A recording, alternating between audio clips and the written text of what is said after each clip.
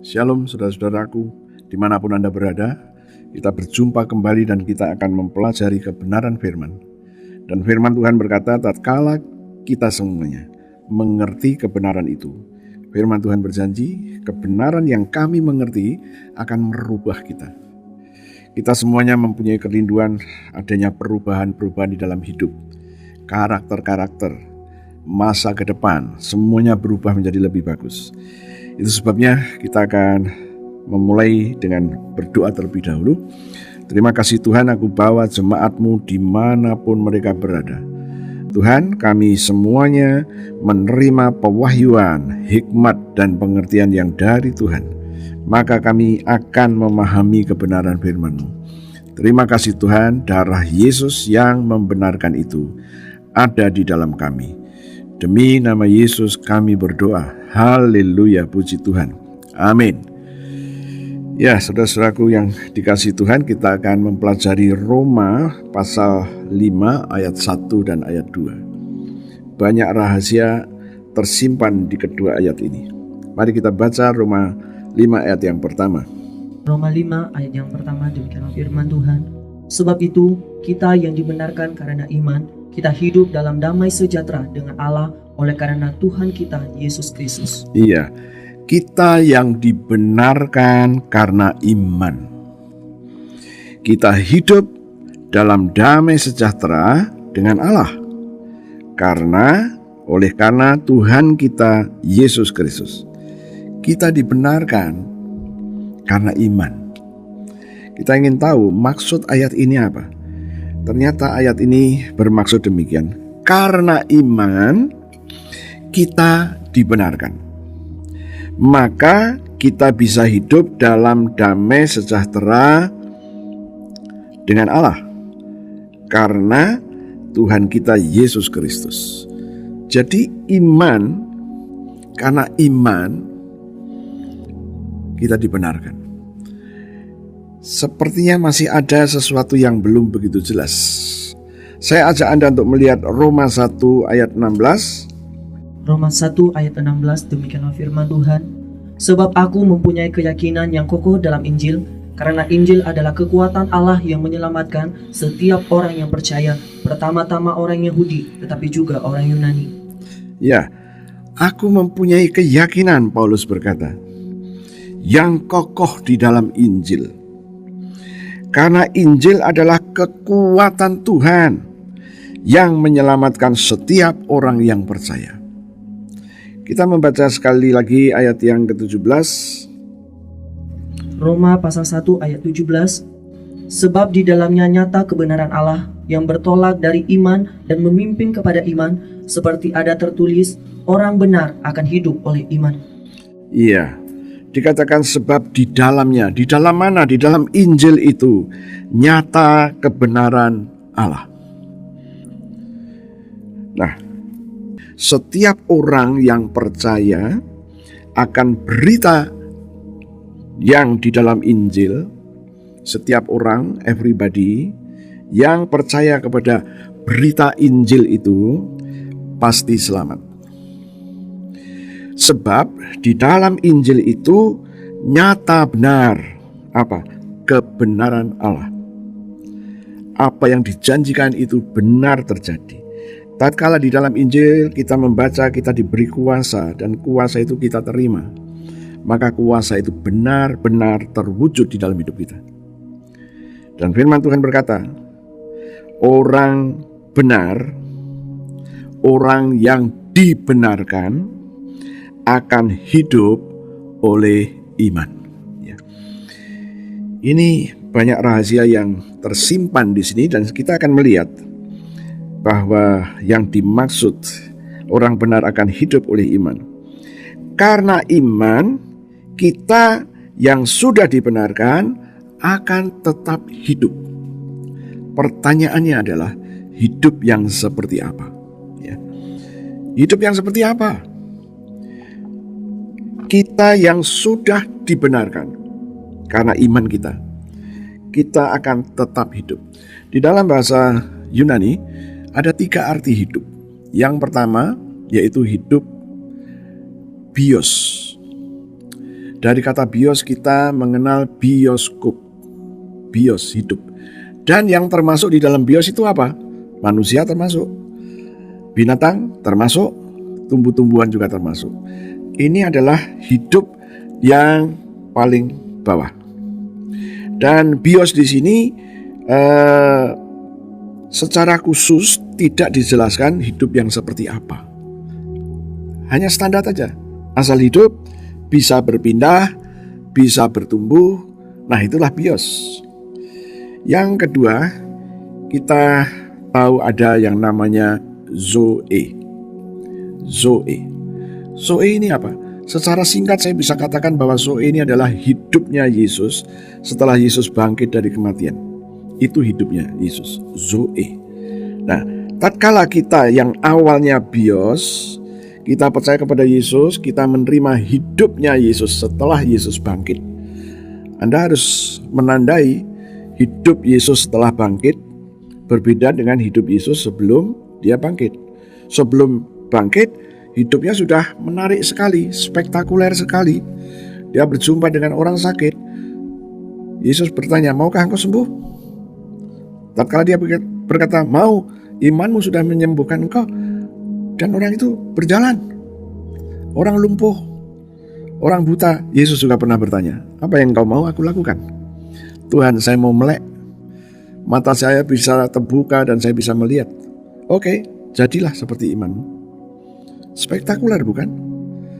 Nah, hidupnya Yesus sebelum kebangkitan berbeda dengan kehidupan Yesus setelah dia bangkit. Waktu Yesus belum bangkit dan setelah Yesus bangkit, ada perbedaan yang sangat mencolok. Karena pada waktu Yesus bangkit, murid-muridnya dikuasai rasa takut. Murid-muridnya bersembunyi. Tatkala mereka kumpul-kumpul, mereka bersembunyi. Bersembunyi artinya kalau ada pintu, pintunya itu dikunci supaya orang tidak ada yang bisa masuk. Tetapi apa yang terjadi tatkala Yesus hadir sebagai hidup zoe? Kemudian tiba-tiba dia hadir di ruangan yang tertutup itu dan membuat murid-muridnya ketakutan. Karena mereka tahu bahwa Yesus sudah mati, Yesus sudah dikubur, kuburannya jelas. Dan bahkan batu besar itu disegel oleh Pontius Pilatus atas permintaan orang-orang Yahudi, pemimpin Yahudi. Dan ada bala tentara dan polisi Bait Allah juga ikut menjaganya. Dengan alasan jangan sampai mayatnya dicuri dan kemudian dikatakan Yesus bangkit. Apa yang terjadi? Di minggu subuh itu, Yesus bangkit dari antara orang mati. Alkitab di dalam Roma 8 ayat yang ke-11 berkata, Roma 8 ayat ke-11, demikianlah firman Tuhan. Dan jika roh dia yang telah membangkitkan Yesus dari antara orang mati diam di dalam kamu, maka ia yang telah membangkitkan Kristus Yesus dari antara orang mati akan menghidupkan juga tubuhmu yang fana itu oleh rohnya yang diam di dalam kamu. Iya, Roma 8 ayat 11 berkata bahwa Yesus bangkit karena ada roh dia, roh Tuhan, roh kudus yang masuk kembali ke dalam Yesus. Maka Yesus bangkit. Ya.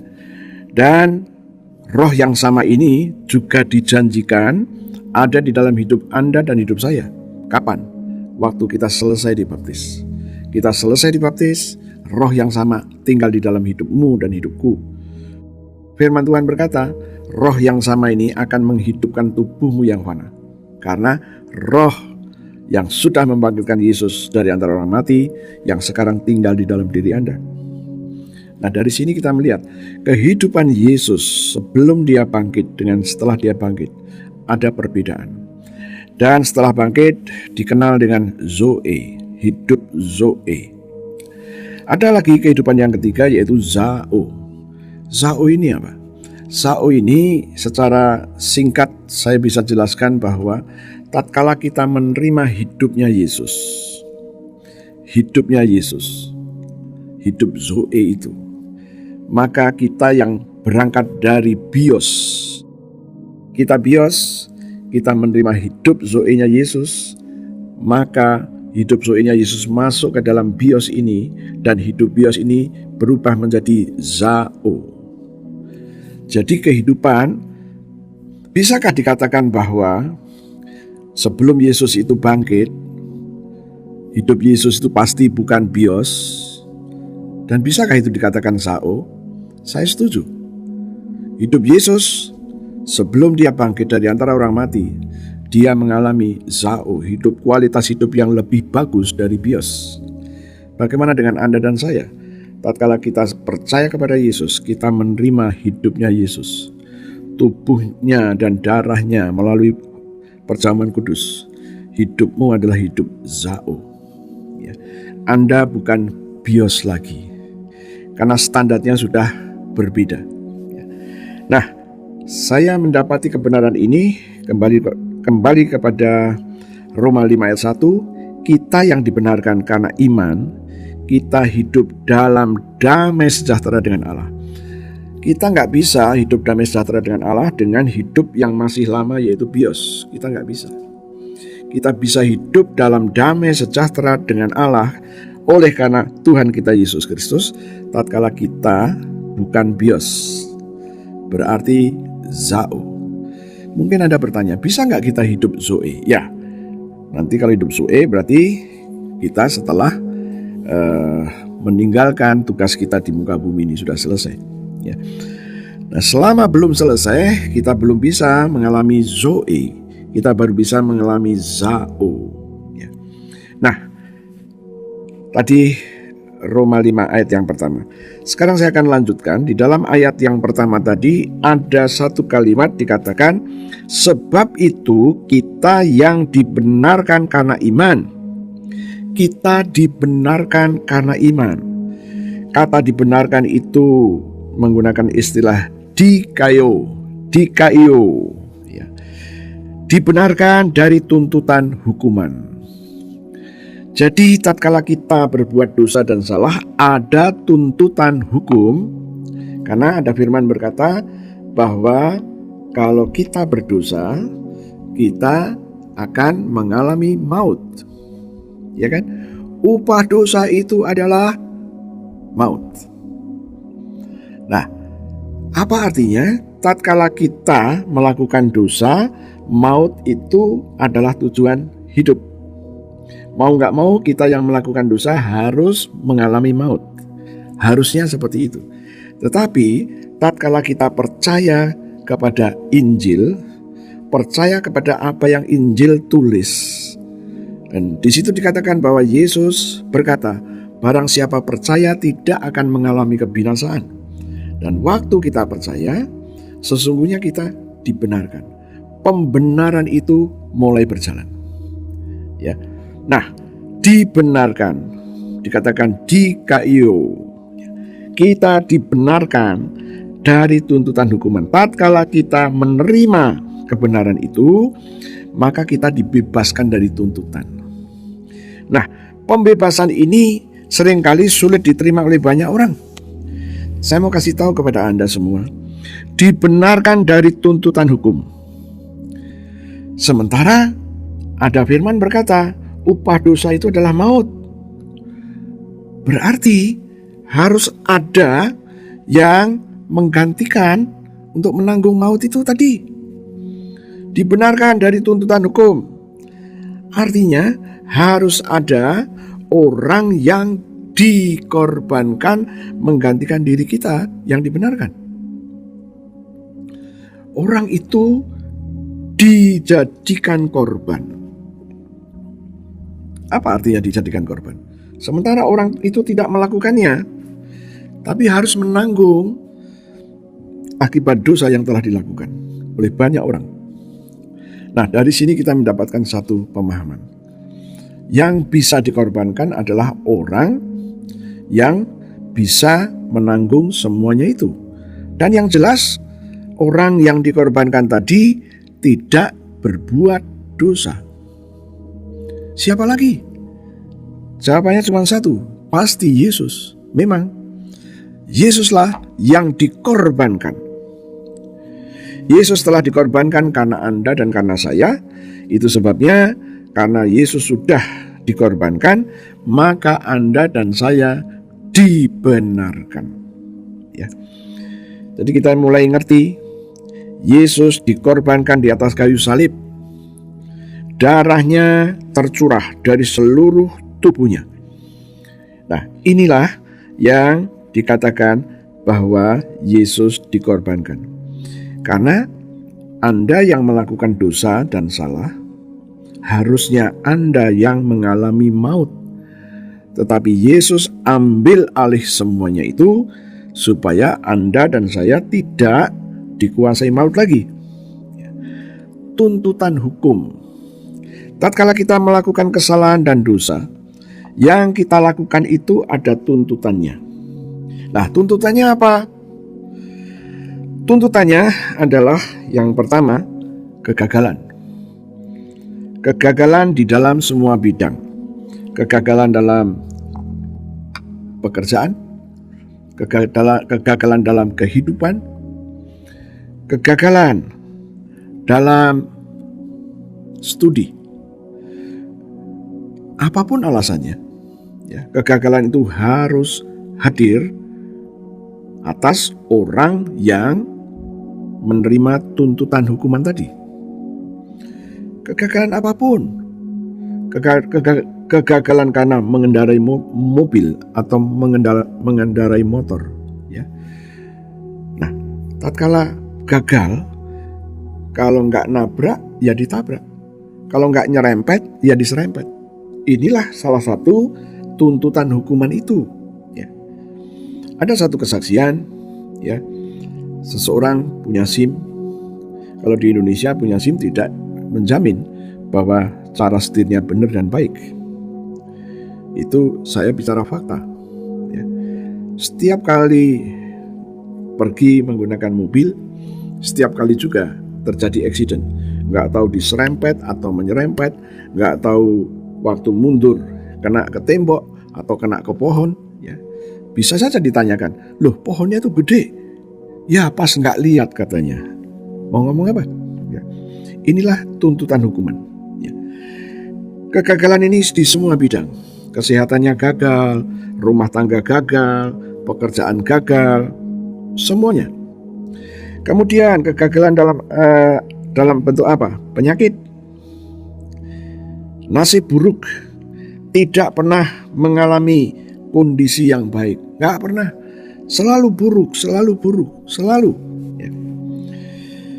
Ya puji Tuhan, Tuhan berkata, tuntutan hukuman ini sudah ditanggung oleh Yesus.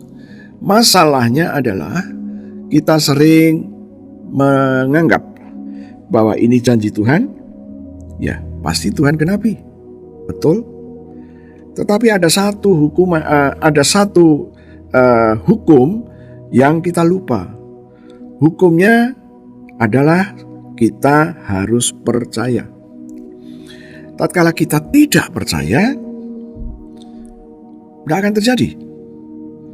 Nah, ini adalah hukum yang harus terjadi tatkala kita mengikuti apa yang firman katakan. Maka selalu saya katakan, ya, kalau kita percaya jangan pernah diam saja. Jangan. Kita harus terus memperkatakan apa yang kita percayai. Saya termasuk salah satu korban yang tidak mengalami apa yang kita baca. Kesalahan terbesar adalah saya salah di dalam menanggapi bahwa semuanya sudah ditanggung oleh Yesus. Ya. Karena sudah ditanggung oleh Yesus, saya berpikir, ya sudah. Kalau begitu saya tinggal menunggu apa yang Tuhan janjikan. Ternyata disinilah letak kesalahan itu. Sejak itu saya bertobat sungguh-sungguh. Setiap kali ada janji Tuhan, saya selalu memperkatakan kembali apa yang Dia janjikan. Contoh, dibenarkan. Saya selalu katakan, terima kasih Tuhan, Kau telah membenarkan aku karena imanku. Sekarang Tuhan, firman-Mu berkata upah dosa itu adalah maut, dan Kau mengambil alih itu. Aku mengucap syukur. Mulai sekarang tuntutan hukum berupa kegagalan, berupa penyakit-penyakit, berupa kecelakaan, berupa apapun, kondisi buruk apapun, sudah dibayar lunas oleh Yesus, tidak boleh datang dalam hidupku. Sejak itu saya terus memperkatakan, aku terima apa yang Yesus kerjakan. Bayangin, Yesus tidak pernah berbuat dosa, tapi dia menanggung dosamu. Dia dijadikan korban untuk menanggung perbuatan dosa yang sudah saya lakukan, yang sudah Anda lakukan. Marilah kita mulai bersikap dengan sikap yang benar. Tatkala kita tidak memiliki sikap yang benar, hidupmu gak akan berubah. Kamu gak akan mengalami apa yang Yesus janjikan. Puji Tuhan, tadi saya katakan bahwa saya termasuk yang mengalami nasib yang baik tidak pernah datang. Kegagalan yang terus menguasai saya. Dan puji Tuhan, semenjak saya mengerti rahasia ini, saya mulai memperkatakan. Dan puji Tuhan, saya memperkatakan dengan kesungguhan hati saya. Saya memperkatakan, setiap kali saya berkatakan, demi nama Yesus, kondisi buruk tidak boleh datang. Tagihan itu sudah dibayar lunas dengan darah Yesus. Kalau datang ke dalam hidupku berarti 2 kali nagih. Tidak boleh. Hanya boleh sekali nagih. Dan itu sudah dibayar lunas oleh Yesus. Maka mulai hari ini ke depan, aku menerima kondisi baik atas hidupku. Sejak itu mulut saya nggak pernah berhenti. Setiap saya lagi tidak ada kerja, saya harus memperkatakan perkataan iman saya. Oke, kita akan lanjut lagi. Kita hidup dalam damai sejahtera dengan Allah. Damai sejahtera. Anda tahu, Allah Bapa kita di surga, Dia kudus. Tidak bisa ada sembarang orang yang datang kepada Dia kalau tidak menggunakan di dalam nama Yesus. Karena apa? Kekudusannya ini yang akan mematikan banyak orang. Kita melihat perjanjian lama, ya. Waktu Musa memberitahu bangsa Israel bahwa Tuhan akan turun, sekarang persiapkan dirimu untuk menguduskan diri, untuk berpuasa, macam-macam diberitahu. Kemudian pada hari hanya bangsa Israel mendengar suara Tuhan dan mereka ketakutan. Takut apa? Takut mati. Sejak itu diambil alih oleh Musa, dan Musa yang menghadap Tuhan. Tatkala Musa menghadap Tuhan 40 hari 40 malam, Alkitab tidak mengatakan siapa yang mensuplai makanannya. Tidak ada dikatakan, karena di puncak gunung. Dan setelah Musa turun, wajahnya bersinar-sinar. Karena apa? Fellowship, persekutuan Musa dengan Bapa di surga. Fellowship menyebabkan wajah Musa itu bersinar-sinar, dan bangsa Israel ketakutan. Maka dimintalah Musa untuk pakai selongsong di kepalanya, supaya sinar itu tidak menyilaukan mereka. Nah, inilah Musa hidup dalam damai sejahtera dengan Allah. Nah, kata damai sejahtera ini menggunakan istilah bahasa Yunani eirene, dan eirene itu mirip-mirip dengan shalom. Ya, kita sudah mempelajari itu, yaitu harmoni, damai di pikiran, damai di hati, ketenangan, kemudian sehat, sejahtera, kemakmuran, setiap kebaikan, atau cara hidup berbahagia. Itulah eirene. Dan kita akan melihat shalom, yaitu Yeremia 29 ayat yang ke-11. Silakan dibaca. Yeremia 29 ayat yang ke-11, demikianlah firman Tuhan. Sebab aku ini mengetahui rancangan-rancangan apa yang ada padaku mengenai kamu. Demikianlah firman Tuhan, yaitu rancangan damai sejahtera dan bukan rancangan kecelakaan, untuk memberikan kepadamu hari depan yang penuh harapan. Ya, rancangan damai sejahtera dan bukan kecelakaan. Dan dikatakan rancangan damai sejahtera itu menggunakan istilah shalom. Dan shalom itu adalah kesehatan, keamanan, ketentraman, kesejahteraan, kemudian kondisi baik, sukses, dan nyaman. Oh, haleluya. Dan eirene mirip-mirip dengan itu. Nah, Tuhan berkata bahwa Anda dan saya hidup dalam damai sejahtera ini. Bisa dikatakan Anda hidup dalam Shalom, ya, atau Eirene. Dan kita sudah melihat tadi di dalam Yeremia 29 ayat 11. Ya, kembali lagi di dalam ayat Roma 5 ayat 1, kita hidup dalam damai sejahtera. Ya.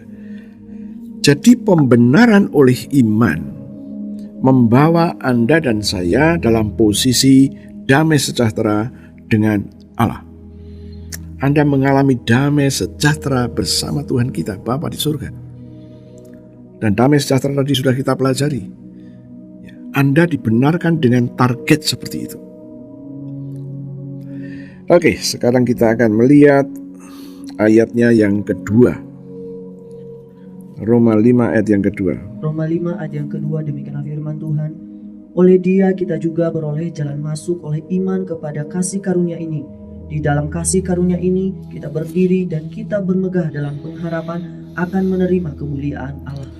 Oke, oleh Dia, oleh Yesus Kristus, kita juga beroleh jalan masuk oleh iman kepada kasih karunia ini. Apa maksudnya? Maksudnya oleh Yesus Kristus Tuhan kita, karena kita beriman kepadanya, karena kita beriman kepada Injil itu tadi di dalam pasal 1, maka kita beroleh jalan masuk kepada kasih karunia. Jadi dari sini kita melihat kita beriman kepada Yesus dan kepada perkataannya yang ada di Injil itu, maka Anda beroleh jalan masuk kepada kasih karunia. Kasih karunia ini diberikan kepada Anda dan saya karena Anda beriman. Nah, dari sini sekarang kita mulai sedikit terbuka. Mengapa dari tadi kita sudah membaca bahwa karena ayat yang pertama tadi, kita yang dibenarkan karena iman. Sekarang kita membaca bahwa oleh Yesus Kristus kita juga beroleh jalan masuk oleh iman. Jadi iman ini membuat Anda dan saya mendapatkan jalan menuju kasih karunia. Ayat yang kedua berkata begitu. Ayat yang pertama, karena iman maka kita dibenarkan, maka kita boleh hidup dalam damai sejahtera dengan Allah oleh karena Tuhan Yesus Kristus. Wow, kalau Anda mengerti apa yang saya sampaikan ini, jadi kuncinya semua iman, oleh iman, oleh iman. Nah, nanti di dalam ayat yang ke-9, Roma 5 ayat yang ke-9, kita melihat demikianlah firman Tuhan, lebih-lebih karena kita sekarang telah dibenarkan oleh darahnya, kita pasti akan diselamatkan dari murka Allah. Iya. Nah, ini adalah berita di dalam Injil. Yesus datang untuk menyelamatkan Anda dan saya. Yesus telah mati dan darahnya tercurah di Golgota. Dan rupa-rupanya dengan darah Yesus inilah Anda dan saya dibenarkan oleh darahnya. Pertanyaannya, masihkah Anda bisa percaya? Ini berita Injil. Ya, kita dibenarkan dengan darahnya. Ini juga butuh iman. Percayakah? Kalau Anda percaya bahwa Anda dibenarkan, pembenaran itu sudah terjadi dengan darahnya, dan respon kita ini harus respon iman yang benar. Respon iman yang benar apa artinya? Artinya kita memperkatakan kembali apa yang Tuhan katakan. Tuhan Yesus, aku mengambil darahmu yang keluar dari sekujur tubuhmu. Darah penebusan itu aku taruh di seluruh tubuhku. Seluruh tubuhku sudah dibenarkan. Organ-organ tubuhku sudah dibenarkan, yaitu paru-paruku, jantungku, leverku, pankreasku, pencernaanku, saraf-saraf di kepalaku, pembuluh darah di kepalaku, otakku sudah dibenarkan, ginjalku sudah dibenarkan, prostatku sudah dibenarkan. Dan firman Tuhan tadi berkata, kita pasti. Kita baca sekali lagi. Lebih-lebih karena kita sekarang telah dibenarkan oleh darahnya, darah Yesus, kita pasti akan diselamatkan dari murka Tuhan. Kita pasti diselamatkan. Bukan mudah-mudahan, oke? Kita pasti. Tatkala kita ngerti bahwa kita sudah dibenarkan dengan darahnya. Nah, sekarang kembali lagi. Responmu apa? Apakah Anda percaya? Apa responmu? Kalau Anda mempunyai respon percaya, Anda katakan, Tuhan, darahmu yang keluar dari sekujur tubuhmu. Yesus mengucurkan darah sejak dari penganiayaan, yaitu dicambuk. Cambuk itu di ujungnya ada kailnya. Kemudian di kepalanya dipaksakan mahkota duri. Setelah itu kepalanya dipukul. Kepalanya ini penuh dengan mahkota dan mahkota duri, dan tatkala dipukul darah keluar.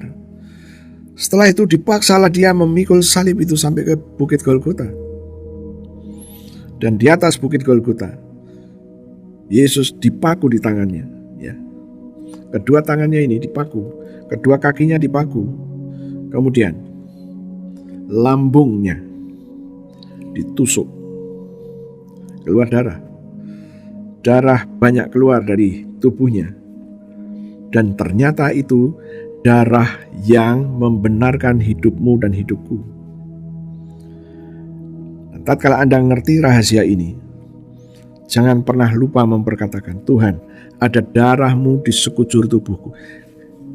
Kalau saat ini ada yang sakit di antara Anda, kalau Anda sakit vertigo, Anda katakan, Tuhan, aku mengambil darahmu yang keluar dari sekujur tubuhmu, aku taruh di kepalaku. Darahmu membenarkan saraf-sarafnya, darahmu membenarkan jaringan-jaringan di kepalaku ini. Sekarang seluruh isi kepalaku sudah dibenarkan, maka vertigo tidak boleh tinggal lagi di kepalaku. Migrain tidak boleh tinggal lagi di kepalaku. Kalau Anda percaya, berdirilah atas Roma 5 ayat 9 ini. Dan kalau Anda punya masalah dengan paru-parumu karena penyakit yang sekarang ini sedang bekerja lebih aktif lagi, oleskan darahmu, darah Yesus atas paru-parumu. Katakan, Tuhan, ada darah Yesus di kedua paru-paruku ini. Firman-Mu berkata, kedua paru-paru ini sudah dibuat benar dengan darah Yesus. Jaringannya sudah dibuat benar. Tidak ada slem-slem di paru-paruku. Tatkala darah Yesus ini masuk, menetralisir slem-slem itu dalam nama Yesus. Sekarang aku bisa bernapas lega. Mulai hari ini ke depan tidak ada sesak napas lagi dalam nama Yesus. Bagaimana dengan jantung? Lakukan hal yang sama. Klep jantung bocor. Kalau Anda percaya, katakan, Tuhan, aku taruh darahmu di jantungku ini. Klep jantung yang bocor, yang tidak pas itu, mengakibatkan kebocoran. Aku katakan darah Yesus membuat benar. Berarti klep yang bocor tidak boleh ada lagi. Tidak boleh ada kebocoran lagi. Kalau Anda percaya, praktekkan. Bagaimana dengan ginjal? Mungkin dokter berkata bahwa ginjalmu tinggal 30%, yang bekerja cuma 30%. Kenapa Anda gak berani mempraktekkan apa yang Anda percaya? Tuhan, aku taruh darahmu di ginjalku kiri dan kanan. Darah Yesus membenarkan ginjal ini. Yang dokter katakan ginjal ini tinggal 30%, sekarang aku oleskan darah Yesus. Darah ini masuk ke dalam membuat pembenaran. Maka ginjal yang tinggal 30%, daya kerjanya naik karena sudah dibenarkan. Dan Yesus kalau membenarkan tidak separuh-separuh tetapi total, maka ini imanku bekerja kembali 100% dalam nama Yesus. Bagaimana dengan levermu? Oleskan darah Yesus sambil berkata, Tuhan, aku taruh darah Yesus di leverku. Firman-Mu berkata, di lever ini sudah ada darah Yesus membenarkan leverku, maka lever ini akan bekerja tuntas, maksimal, karena sudah dibenarkan. Bagaimana dengan kanker? Sama. Katakan, oleskan darah Yesus. Kankernya ada di mana? Di getah bening, oleskan darah Yesus di getah bening. Kankernya ada di mana? Di paru-paru, oleskan. Sambil berkata, jangan mengoles darah Yesus tanpa ngomong. Oleskan sambil ngomong. Pengolesan itu langkah iman, ngomong itu adalah imanmu. Ya. Nah, kembali lagi, kalau Anda percaya, ya, kalau Anda mempercayainya, mari praktekkan. Itu adalah fasilitas yang Tuhan berikan kepada kita. Pembenaran ini dikerjakan oleh Yesus, bukan hanya untuk nanti, no, dari sejak hari ini. Ini fasilitas yang Tuhan Yesus mau berikan kepada Anda dan saya. Ya, saya berharap Anda mulai memahami, mulai mengerti. Firman Tuhan berkata di dalam Yohanes 8 ayat 31 dan 32. Yohanes 8 ayat 31-32 demikianlah firman Tuhan. Maka katanya kepada orang-orang Yahudi yang percaya kepadanya, jikalau kamu tetap dalam firman-Ku, kamu benar-benar adalah murid-Ku, dan kamu akan mengetahui kebenaran, dan kebenaran itu akan memerdekakan kamu. Iya, kebenaran yang kamu ketahui itu akan memerdekakan kamu. Kalau akan memerdekakan berarti sebelumnya kita tidak merdeka. Ya, tidak merdeka karena apa? Karena penyakit-penyakit. Dan saya berharap Anda pegang ini. Oleh Kristus Yesus, karena kita beriman kepadanya, maka kita beroleh jalan masuk kepada kasih karunia. Dan inilah kasih karunia. Tatkala Anda menggunakan darah Yesus, itulah kasih karunia. Itulah kasih karunia. Dan Anda boleh menggunakannya. Oh, haleluya. Saya berharap Anda mulai paham dan Anda mulai mempraktekannya. Mari kita akan berdoa. Tuhan Yesus, kami mengucap syukur kebenaran firman boleh disampaikan kepada kami semuanya. Dan sekarang kami bernubuat demi nama Yesus, kebenaran-kebenaran yang sudah disampaikan ini termeterai di dalam roh setiap anak-anak Allah yang telah mendengarnya. Dan demi nama Yesus, kebenaran itu dipegang teguh oleh orang-orang yang sudah Tuhan tebus, dimanapun mereka berada. Terima kasih Tuhan. Sekarang di hadapan kami ada roti dan anggur. Siapkan roti dan anggur. Tuhan, kami bawa roti dan anggur ini kepadamu. Berkati roti dan berkati anggur ini. 2000 tahun yang lalu Engkau telah memberkati roti dan anggur untuk murid-murid-Mu. Tuhan, berkati juga untuk kami, orang-orang yang telah Kau tebus dimanapun mereka berada. Engkau sedang memberkatinya dan berkata kepada kami semuanya, ambillah, inilah tubuhku, dan ambillah, inilah darahku. Tuhan, kami mau mendeklarasikan apa yang kami percaya. Mari saudara-saudara, kita deklarasikan apa yang menjadi iman kita. Ikutin saya. Terima kasih Tuhan untuk tubuhmu yang hancur, tubuhmu yang penuh dengan bilur-bilur. Karena firman-Mu berkata, oleh bilur Yesus aku sudah sembuh. Sesungguhnya penyakit-penyakit di tubuhku sudah diambil oleh Yesus, ditanggung di tubuh Yesus.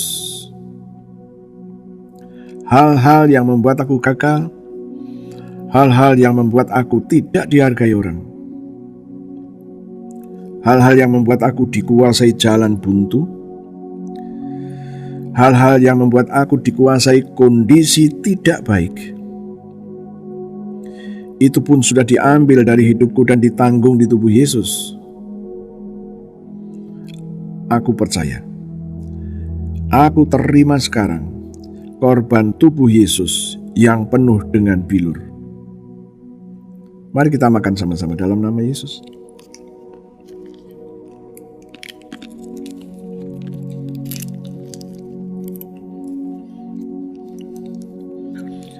Terima kasih Tuhan untuk darah-Mu yang keluar dari sekujur tubuh-Mu. Firman-Mu berkata, Engkau menebus aku dengan darah-Mu Engkau menyucikan aku dengan darah-Mu. Engkau memperdamaikan aku dengan darah-Mu. Engkau membenarkan aku dengan darah-Mu. Aku terima sekarang darah Yesus yang sudah membebaskan aku. Mari kita minum sama-sama dalam nama Yesus.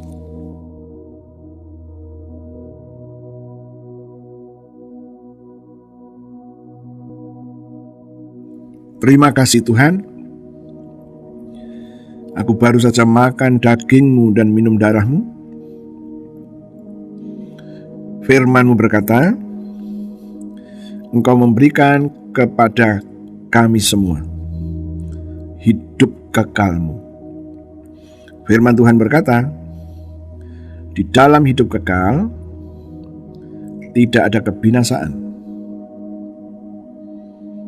tidak ada alam maut, tidak ada kecelakaan, tidak ada kemiskinan. Tuhan, aku terima janji firman-Mu ini. Posisi kami sekarang, kami di dalam Engkau dan Engkau di dalam kami. Firman-Mu berkata, mintalah apa saja, semuanya akan diberikan. Tuhan, kami percaya. Sekarang kami mengambil darah Yesus, kami taruh pada tubuh kami, dan kami katakan, seluruh tubuh kami dibenarkan dengan darah Yesus. Kami pasti diselamatkan dari murka Tuhan. Kami juga percaya di seluruh tubuh kami ada darah Yesus yang membenarkannya, maka virus corona tidak boleh masuk ke tubuh kami. Tuhan, ini adalah iman kami. Terjadilah sesuai dengan apa yang kami percaya. Sekarang kami mau berlanjut berdoa, doa syafaat bagi bangsa dan negara. Tuhan, kami bawa bangsa dan negara Indonesia kepadamu. Terima kasih Engkau telah memberikan kemerdekaan 75 tahun. Dan terima kasih juga untuk para pemimpin yang hari-hari ini mereka memimpin negara ini. Tuhan, munculkan orang-orang yang takut akan Tuhan. Dan munculkan Tuhanku orang-orang yang setia kepada NKRI. Orang-orang yang jujur, orang-orang yang takut akan Engkau. Terima kasih Tuhan, kami terus mendukung Presiden, Wakil Presiden, para Menko dan para Menteri dan pejabat tinggi yang setaraf dengan Menteri. Tuhan, mereka adalah orang-orang yang sudah Tuhan pilih. Biarlah mereka boleh menjalankan tugasnya dengan takut akan Tuhan. Dan izinkan supaya bangsa dan negara kami boleh mencapai kepada satu level yang dikehendaki Tuhan terjadi dalam bangsa dan negara ini. Kami juga terus berdoa supaya bangsa dan negara ini, semua rakyat bersatu padu. Mereka mengerti yang benar dan mereka melaksanakan yang benar. Kami juga berdoa Tuhan untuk polisi dan TNI diikat dengan kasih-Nya Tuhan. Mereka solid satu dengan yang lain dan mereka bekerja sama. Terima kasih, kami mengucap syukur kesejahteraan bangsa kami. Tuhan berikan. Terima kasih Tuhan, dalam nama Yesus kami berdoa. Haleluya, puji Tuhan. Amin. Saudara-saudara, sampai berjumpa kembali dan sekarang saya akan berdoa untuk doa berkat. Tuhan, kami sudah selesai dengan kebaktian ini, maka aku minta darah-Mu, aku percikan kepada tangan-tangan yang terangkat, dan aku katakan darah itu menjadi tanda bagimu bahwa tidak akan ada tulah yang boleh menjamah hidupmu. Mulai hari ini ke depan, apa saja yang kau kerjakan itu berhasil. Dengan kedua tanganmu, engkau akan menangkap kesempatan yang Tuhan berikan, jalan keluar yang Tuhan berikan. Damai, sejahtera, dan sukacita, agape-Nya Tuhan ada pada hidupmu mulai hari ini sampai selamanya. Haleluya, puji Tuhan. Amin. Tuhan Yesus memberkati.